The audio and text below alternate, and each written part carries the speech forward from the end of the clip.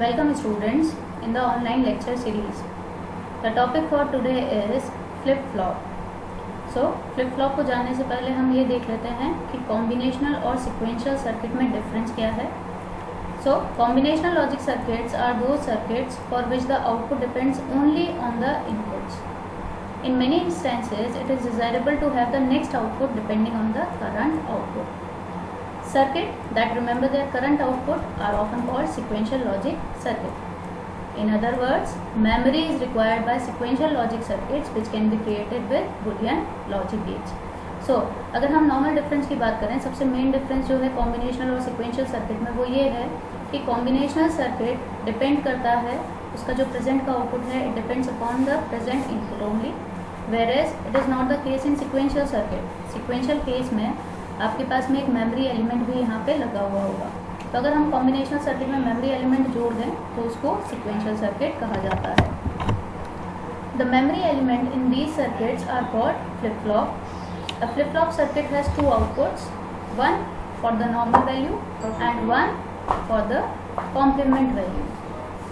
Okay, so binary information जो है वो variety of ways से यहाँ पे gives rise to different types of flip-flop. कई तरीके से enter हो सकती है and it gives rise to different types of flip-flops. Okay, now there is a basic difference between combinational and sequential. These are some 3 to 4 points. Combinational circuit में output जो depend करता है ये सिर्फ प्रेजेंट इनपुट पे है, जबकि ये केस नहीं है. आउटपुट जो डिपेंड करता है बोथ प्रेजेंट इनपुट और प्रेजेंट स्टेट पे, पास्ट स्टेट पे भी in sequential circuit. Feedback path present नहीं होता है कॉम्बिनेशनल में, जबकि सिक्वेंशियल में वो प्रेजेंट होता है. Memory elements are not required in this thing. Memory elements are required here in sequential circuit. Clock signal is not required, clock signal is required, easy to design, and sequential circuit are difficult to design. Okay, so these are the basic difference between combinational and sequential circuit.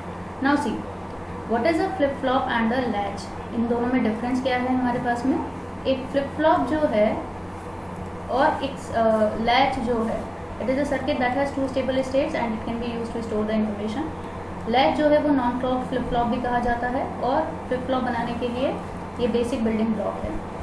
एक storage element है digital circuit में जो कि कोई भी binary state को maintain करता है. Storage element that operate with signal level are called latches and those operate with clock transition are called as flip flop. Flip flop को फ्लिप फ्लॉप इसलिए कहा जाता है क्योंकि इसका जो आउटपुट है वो इधर फ्लिप होता है एक स्टेट में या फ्लॉप होता है अदर स्टेट में, या तो हमारा जो आउटपुट है वो स्विच करता है back and forth. That is why it is termed as flip flop. It is also called as bistable multi vibrator क्योंकि इसके दो स्टेबल स्टेट्स होते हैं. और फ्लिप फ्लॉप ऐसी स्टोरेज डिवाइस है जो कि 1 और 0 को स्टोर करके रखती है. फ्लिप फ्लॉप क्लॉक सिग्नल को यूज़ करता है इसलिए इसको क्लॉक फ्लिप फ्लॉप भी कहा जाता है. इनकी जो ट्रिगरिंग है फ्लिप फ्लॉप की that is encountered by a clock signal, whether it's a positive edge or whether it's a negative edge. तो positive edge triggered flip flop होगा हमारा जो कि पल्स जा रही है 0 to 1. नेगेटिव एज ट्रिगर में हमारी ये पल्स जाएगी from 1 to 0. The flip flop circuits are triggered by these two pulses, positive और नेगेटिव एज. इसके बेसिस पे हमारे पास में 4 तरीके के फ्लिप फ्लॉप्स हैं, SR, D, T and JK. Will study 1 by 1. आज का जो टॉपिक है that is related to SR flip flop. तो SR फ्लिप फ्लॉप या RS फ्लिप फ्लॉप वो सिंपलेस्ट पॉसिबल मेमोरी एलिमेंट है जो कि NAND और NOR गेट से बनाया जा सकता है. S यहाँ पे रेफर होता है सेट से और R को बोला जाता है रीसेट. तो ये जो डायग्राम आप देख रहे हैं, this diagram is a basic latch. अगर इसमें ही हम क्लॉक सिग्नल लगा दें तो ये डायग्राम हमारा बन जाएगा फ्लिप फ्लॉप की तरह. यहाँ पे दो आउटपुट होंगे Q और Q डैश. तो आइए इसका ट्रुथ टेबल और कैसे ये वर्क करता है वो हम देखते हैं. हम बोल रहे हैं कि फ्लिप फ्लॉप का जो आउटपुट है it depends upon the present input.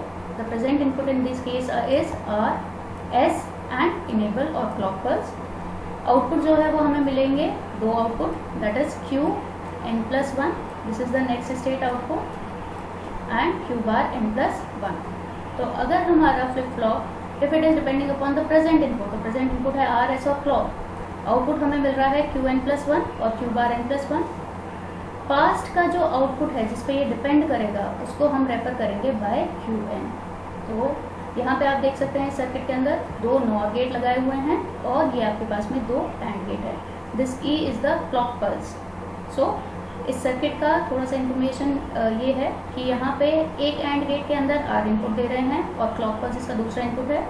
उसी तरीके से जो दूसरा एंड गेट है इसके लिए क्लॉक पल्स एक इनपुट है और S इनपुट जो है that is the second input. फिर हम इसको फीड कर रहे हैं नॉर गेट के अंदर and it is a cross coupled nature or cross coupled structure. So see we are having the truth table of AND gate, we are having the truth table of NOR gate. तो हमें पता है and gate के अंदर अगर हमारे दोनों input 1 होंगे तभी हमारा आउटपुट हमें 1 मिलेगा, अदरवाइज इट विल बी 0। और नॉर गेट का जो आउटपुट है that is a plus B का होल बार। तो अगर हमारा इसके अंदर दोनों इनपुट 0 होंगे तभी हमें आउटपुट 1 मिलेगा। सो this is the truth table for SR flip flop. देखिए किस तरीके से काम करता है। हम एक एक इनपुट यहाँ पे लेके देखेंगे। सबसे पहले हम कंडीशन कर रहे हैं कि S और R की जो वैल्यू है वो 0 0 है और हमारा जो Q है ना that is also equal to 0।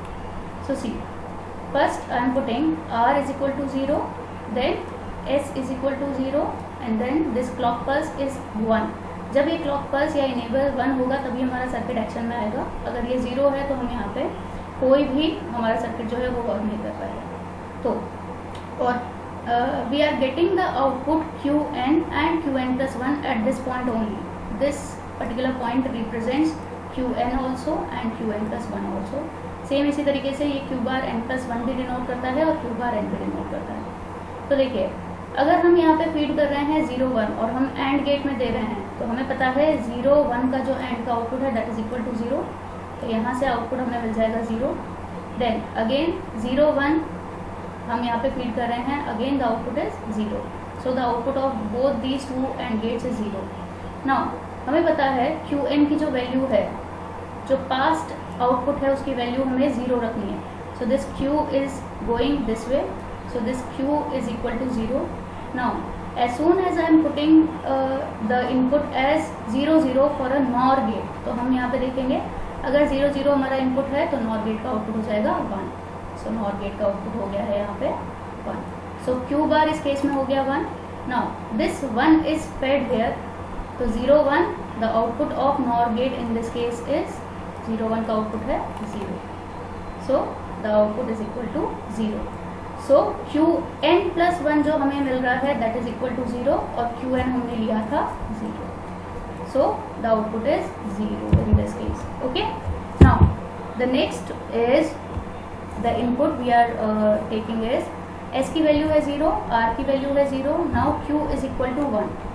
तो देखिए अगर इस केस में हम अब जो है Q की वैल्यू कर देते हैं 1, तो हमारा क्या चेंज आएगा, the other 2 inputs are same, 0 0 ही रहेंगे, क्लॉक पल्स 1 1 ही रहेगी, एंड का output will be same. Now सिर्फ हमारा जो चेंज हुआ है वो चेंज हुआ है Q का output. So what we are doing is हम यहाँ पे वैल्यू रख रहे हैं 1। Now whenever this 1 0 is fed to the NOR gate, तो हमें पता है 1 0 का output in NOR gate it is equal to 0।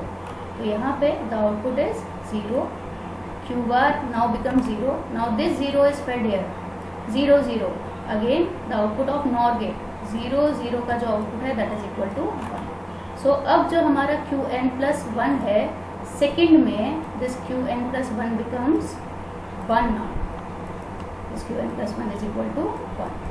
That is why here we are getting 1। so इसी तरीके से हमारी ये इसकी ट्रुथ टेबल चलेगी, हमारा ये सर्किट काम करेगा। अब हम यहाँ पे एक केस और कंसिडर करेंगे जहाँ पे एस आर की वैल्यू हम रखेंगे 1 एंड क्यू की वैल्यू है 0। So see now what we are doing is we are putting the value of S and R as 1 1, both the inputs are high. So अब हमें ये चेक करना है what is our output for Q and Q bar। so as soon as I put this R is equal to 1 and this S is also equal to 1, this clock pulse is equal to 1। तो clock pulse 1 है, S की value 1 है, तो 1 1 का output हमें पता है and gate में it is equal to 1, 1 1 का आउटपुट एंड गेट में it is equal to 1। now we are considering Qn, so हम ये वाला केस कंसिडर कर रहे हैं अभी। Qn की वैल्यू हमारे पास में है 0, सो Qn 0 यहाँ से फीड होगा। सो 0 1 0 1 नॉर का आउटपुट हमारा हो जाएगा 0, so this is equal to 0। Now this 0 is fed from here, then 1 0, तो 1 0 का जो हमारा आउटपुट है नॉर गेट का, it is equal to 0। So यहाँ से हम देख रहे हैं कि जो Qn+1 है और Q⁴n+1 है, both are coming to be 0, पर ये यहाँ पे हमारी इस कंडीशन को कॉन्ट्राडिक्ट कर रहा है कि Q and Q bar are always complement to each other. तो ये हमारी जो कंडीशन है ये यहाँ पे फॉल्स हो रही है, क्योंकि Qn+1 की वैल्यू भी 0 आ रही है और आप Q⁴n+1 लेंगे। जैसे अगर हम यहाँ पे देखें, हमें Qn+1 मिला 0, now this 0 is fed here 0 1, the output for Q⁴n+1 is also equal to 0। तो Qn+1 और Q⁴n+1 यहाँ पे दोनों ही 0 के बराबर आ रहा है। ये हमारी कंडीशन यहाँ पे फॉल्स हो गई है। That is why this particular state is invalid, this particular state is invalid in SR flip flop. नाउ अगर हम वैल्यू यहाँ पे लेते हैं, the value for Q is 1, so see what will happen to the output. वापस से हम यही चेक करना चाह रहे हैं। All these inputs are same, R की वैल्यू 1 रहेगी, S की वैल्यू 1 रहेगी, क्लॉक पल्स 1 रहेगा, the output for AND gate is 1, but now the condition is Qn की वैल्यू जो हम ले रहे हैं, the value is becoming 1। Okay, so 1 1 1 1 अगर हमारे पास में है, the output for NOR gate is equal to 0। So यहाँ पे हमें मिल गया 0। Now this Q bar is fed here, तो 1 0। नाउ 1 0 का जो NOR का आउटपुट है, इट इज इक्वल टू 0। सो ये हमें मिल गया यहाँ पे 0। अगेन आप अगर देखेंगे तो Qn+1 और Q⁴n+1 अगेन सेम आ रहा है, तो ये हमारी कंडीशन यहाँ पे कॉन्ट्रडिक्ट हो रही है कि Q and Q are complement to each other. ये कंडीशन कॉन्ट्रडिक्ट हो रही है, that is why this is also an invalid state. So अगर हम इसकी एक छोटी टेबल बनाएं जो कि 4 कॉम्बिनेशंस के लिए होगी, तो हम बोल सकते हैं इस केस में when SR is 0, the output for Qn+1 is Q only, right? Then we are getting the output as 1. So this is what? This is also again it is dependent on the Q. Then 0 0, इसका मतलब हमारा circuit है reset condition में। This 1 1, the output is set condition, and this last is the forbidden or invalid state.